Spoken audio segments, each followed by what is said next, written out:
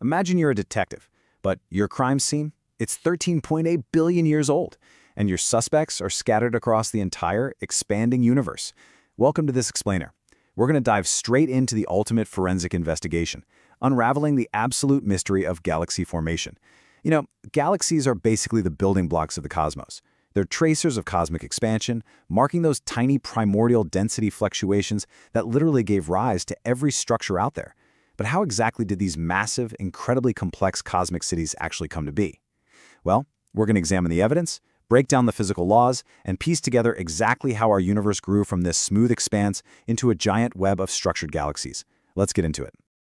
All right, to kick off our investigation, we've got to confront a massive roadblock right out of the gate. 85%. Think about that.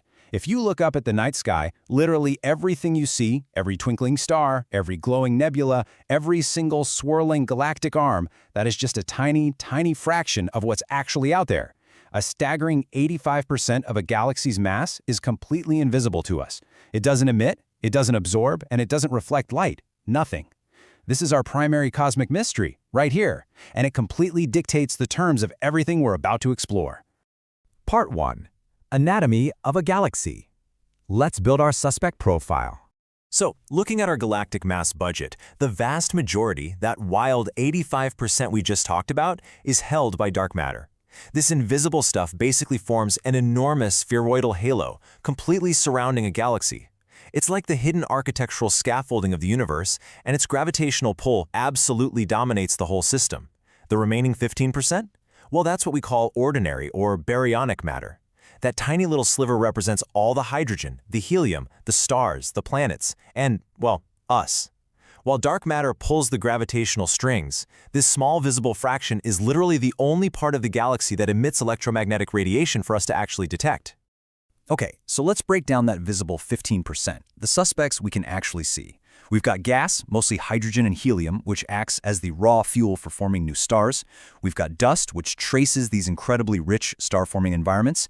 And, of course, we have the stars themselves, which give off the bulk of the visible light. But here's a real wait-what kind of fact for you. Nestled right at the center of these galaxies, we find supermassive black holes. We're talking millions to billions of times the mass of our own sun. As gas falls into them, they can power active galactic nuclei, spitting out just enormous amounts of energy. And incredibly, the energetic output from these central black holes can actually regulate star formation across the entire scale of the host galaxy. It's totally wild. Moving on to Part 2, the Cosmic Detective Toolkit, Investigating Light. Since we can't exactly visit these places, our primary tool is light itself. Specifically, we use something called spectral windows. Now, in astrophysics, when we talk about color, we're essentially defining how much light, or flux, passes through very specific filters across the electromagnetic spectrum. By looking at a galaxy through different spectral windows, it's like we're swapping out forensic lenses. It allows us to literally peel back the different layers of physical processes that are happening all at the exact same time inside a single galaxy. Let's actually see this in action using the nearby spiral galaxy M81. On the left, we flip our lens to the X-ray window. And suddenly, we aren't seeing stars anymore. We're seeing diffuse, extremely hot gas and these intense point sources like X-ray binaries. You see that really bright central source? That is the X-ray signature betraying the presence of that supermassive black hole we just talked about. Now, shift over to the right, to the ultraviolet window. The black hole completely fades from view, and instead we uncover these brilliant, glowing sites of massive young stars. UV light perfectly highlights the exact locations where star formation is going on right this very second. Now let's contrast that with the exact same galaxy viewed through 3 totally different windows. The optical view, over on the left, shows us the bulk of the standard stellar population. You know, what you might see in a normal visible light photograph. In the middle, the infrared window bypasses all that starlight to reveal the glowing dust that wraps around those star-forming regions. And finally, the radio window on the right gives us a completely different map, highlighting resonant emission from neutral atomic hydrogen gas. Every single window gives us a brand new piece of the cosmic puzzle. But here's where we really have to pivot. Taking pictures of galaxies across the whole spectrum is incredibly useful, sure, but it doesn't give us the hard numbers we need. Think about it. If 85% of a galaxy is completely invisible dark matter, how do we weigh a galaxy we can't even touch? We can't just rely on pictures. We need to analyze the physical properties literally encoded inside the light itself. And that brings us to spectroscopy. Basically, we take the light from a galaxy and we smear it out to look at its spectrum. Those little dips you see, those are absorption lines, and they originate straight from the atmospheres of the galaxy's stars. Spectroscopy acts just like a cosmic fingerprint. Because the stars in a galaxy are constantly moving, the Doppler shift alters the position and shape of these lines. So, in a massive galaxy loaded with a ton of invisible dark matter, the massive gravitational pull causes the stars to move with a higher velocity dispersion. Basically, they're buzzing around much, much faster. That high velocity causes these spectral lines to become significantly broader. By measuring exactly how wide these lines are, we can actually calculate the mass of the invisible dark matter that's pulling on those stars. How cool is that? Part 3. Decoding galaxy shapes. Morphology clues. All right, check out the famous Hubble tuning fork. It so neatly divides our galactic subjects. We see a very clear split here. On the handle of the fork, we've got the elliptical galaxies, which are really smooth and spheroidal.